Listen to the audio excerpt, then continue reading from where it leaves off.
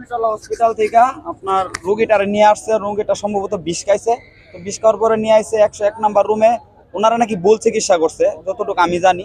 তো রোগীটা মারা যাওয়ার পরে যে একজন লোক ছিল, আমি হয়তো ভাবছিলাম যে উনি দালাল হইতে পারে, যে কারণে মারতেছে।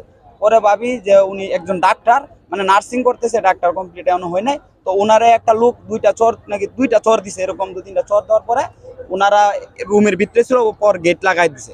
গেট লাগাই দেওয়ার পরে সেনাবাহিনী আসলো, ডাক্তার স্টাফ আসলো। কিছুক্ষণ পরে দেখলাম আবার ছাত্র জনতা আসছে, মানে মেডিকেল কলেজের যে ছাত্রগুলা ওনারা আসছে লাঠি মাঠি নিয়ে। তো আমরা ভাবছি যে রুগীর পক্ষে হয়ে সম্ভবত ছাত্রগুলো আসছে।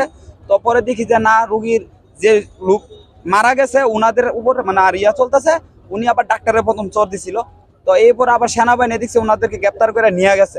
তো আমরা চাই সাধারণ মানুষ যে যারা এই অপকর্মের সাথে জড়িত তাদের সাজা হোক। আমরা জনগণ একটা রোগী নিয়ে আসা কেন কষ্ট পাবো? আমাদের সরকারের কাছে এটুকুই দাবি যে যারা এই অপকর্মের সাথে জড়িত তাদেরকে কঠিন আওতায় আনাক, যতটুকু সর্বোচ্চ শাস্তি প্রাপ্য এতটুকু করক। আর আমরা চাই ডাক্তার আমাদের সেবা প্রদান করক। আমরা সেবার জন্য আসছি। আমরা দৈনিক আয়ের মানুষ স্যার, আমরা দিন কাজ করে দিন খাই। আমরা কোটি কোটি টাকা নাই যে আমরা প্রাইভেটে ওই হাসপাতাল নিয়ে যাবো। এখানের অবস্থা খুবই খারাপ স্যার। ঠিক আছে স্যার, এখন যদি ডাক্তাররা চিকিৎসা দিতেছে না, সকাল থেকে কালকে রাত্রে আপনার 1টার থেকে এই ঘটনাটা ঘটছে। তো 1টার পর থেকে ডাক্তাররা জানাই দিচ্ছে তারা কর্মবিরতি নিয়েছে, কোনো চিকিৎসা ট্রিটমেন্ট চলবে না। তো রাত্রে অনেক রোগী ট্রান্সফার হয়ে গেছে যে যেখানে পারে। স্যার বিপদে পড়লে তো তখন আর এখানে চিকিৎসা না হলে তো স্যার মানে নাই।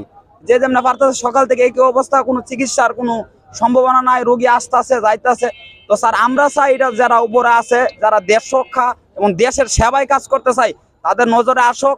যারা এই অপকর্মের সাথে জড়িত, ডাক্তার বুঝি না, জনগণ বুঝি না বা হামলাকারী বুঝি না, তাদের কঠিন শাস্তির আওতায় আনা হোক। ধন্যবাদ আপনাকে। আপনার সাথে একটু কথা বলতে চাই। অবশ্যই ভালো চিকিৎসার আশা করি।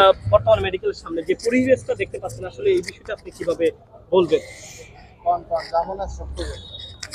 বলবো স্যার, আমি এক সপ্তাহ ধরে ঘুরতেছি।